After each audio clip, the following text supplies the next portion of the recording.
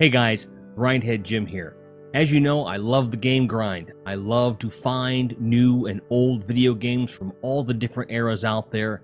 And traditionally, when you think about someone who collects games, you do think of people like the Game Chasers or the NES Pursuit, NES Complex, and folks like that go out to flea markets, you go to thrift stores and pawn shops, retro gaming stores, whatever. You go in the wild, you go out to find stuff.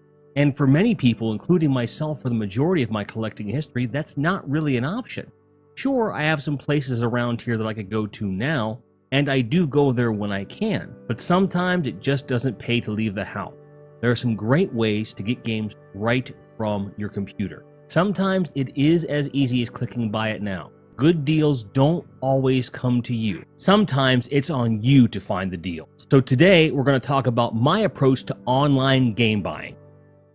First, we're going to cover retail gaming stores that also sell online. Places like Lukey Games or J&J, places like that, where they have a retail front somewhere, but they also sell their games online. I'm not going to show any of those sites because I don't want to show any favoritism in this video.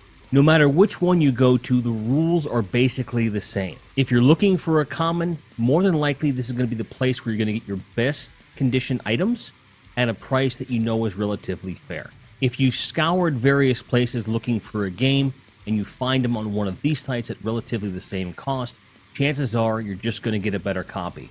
So I advise that you do that. The downside of buying online from a retailer is the same as you buying in person. Their prices have to include their operating costs. And while there's nothing wrong with that, it is something you have to bear in mind when considering whether or not it's a fair price. Sometimes you will pay more at a retail outlet, by about 10 to 30% depending upon what type of game you're buying.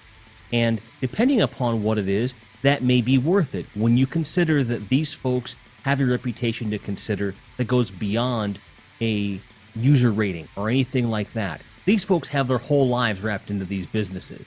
As a result, their reputation is important. So the product they sell has to be as good as they want their reputation to be.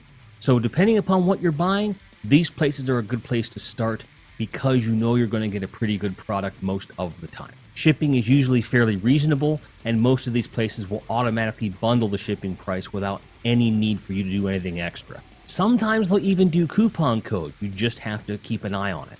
Because like any other retail store environment, their stock is going to vary. I check once or twice a week at my favorites to see if there's any deals going on, if there's anything in stock that I'm looking for, and take note accordingly. The one thing that I avoid in places like these are the higher ticket games. They have to make their money back, so the profit margin is going to be relatively high. I'm not saying that means it's a bad price, it just may be more than you're willing to pay. Or in most cases, it would certainly be the same amount you'd pay in store. So it probably pays you more to go to a place you can see the game, examine it, and make sure it's the condition you want it to be in before you buy it.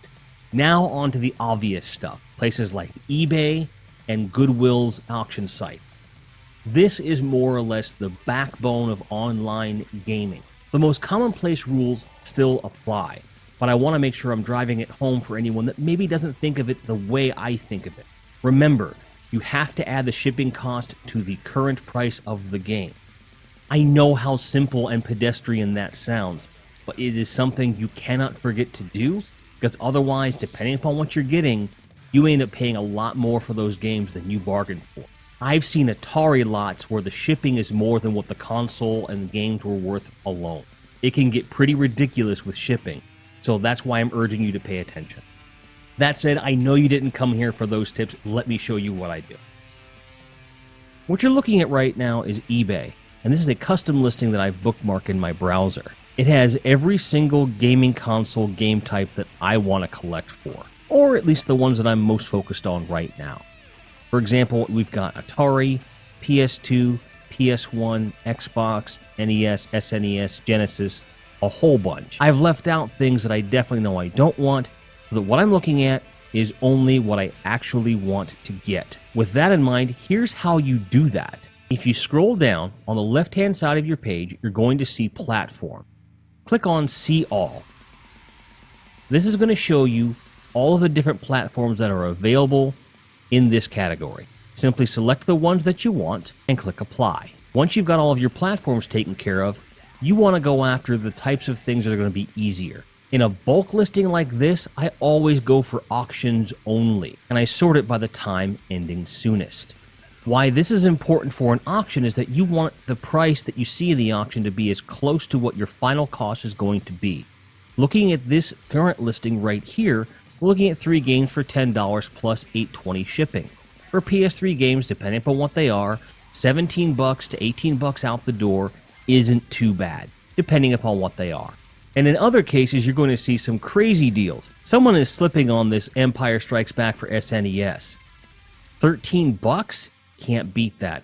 I don't need it, so I'm going to pass. And down the page we go, taking a look along the way, being sure to refresh anytime you notice a lot of auctions that have ended. This is really going to be hit or miss depending upon what you want, and although I save all the consoles in one saved search, I encourage people to take individual consoles and do it that way. The reason I have everything in one search is because it shows me everything at one time that I'm looking for, and I can focus on the stuff that's ending quickly.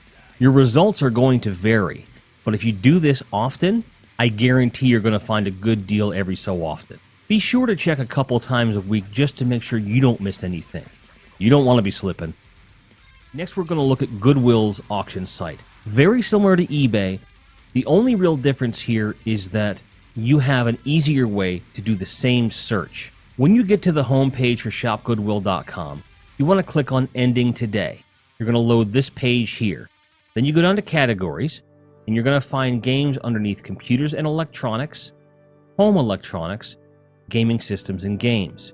Go down to the bottom, hit Apply, boom. It's already showing everything in the order that it's ending. This achieves pretty much the same result, and in a lot of cases, you're going to find things you would have missed otherwise in your searches, because the different auctions are going to vary as to when they start. Just like before, you want to pay attention to shipping because it is going to vary based upon which store it's shipping from, just like an eBay seller would. Beyond that, keep your eyes open. There are some great deals to be had here. Once I've gone through what's ending today and decided what I do and don't want to watch, my next step is to look at any auctions that are starting today. It's the exact same process with one change. Instead of clicking on Ending Today, click on New Today. Filter the exact same way, and this is the list you're going to get. Now, this is going to give you a lower success rate overall, but it does give you an idea of what types of things are going to be for sale in the next few days. I don't know a lot of people that do this sort of search, so in some cases you might catch somebody slipping. You'd be surprised how low some of these auctions actually stay.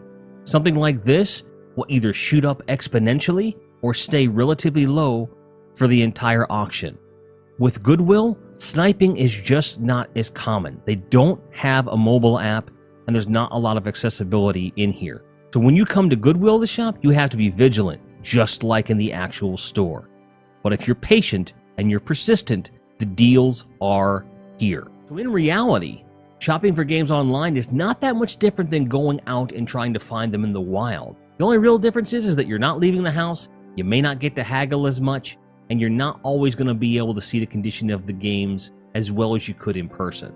But the things that are the same is that you have to do it often, you have to do it regularly, you have to have a plan, and you have to keep on chasing. Obviously, this has been a very high-level overview of how I do things, and the reason I don't go into too much detail here is because what I'm looking for is going to differ from what you're looking for. So if there's something in particular that you're looking for, but you're not sure how to go about it, leave me a comment below. If you have a tip or a trick in these similar situations that I haven't covered, leave that below. I want to know. We want to share information with each other so that this collecting hobby becomes less and less of a chore and more fun. Obviously, I recommend going out and supporting game stores, pawn shops, and thrift stores that have fair prices anytime that you can. But for those of you that are either looking for things that you know you're not going to find in the wild, or you don't have the option, this is a great alternative. I find that blending those two approaches tends to make for a very robust and economic game collection. I hope that you do too. My name is Grindhead Jim. May all your grinds be merry, and I hope to see you in the next one. If you liked this video, please leave a like. It helps the channel. If you're new, hit subscribe and click that bell. That way you don't miss anything here. We love to talk about gaming, gaming culture, collecting, and everything in between. There's lots more to come, and I would love to see you stick around. Thanks for watching, guys. Take care.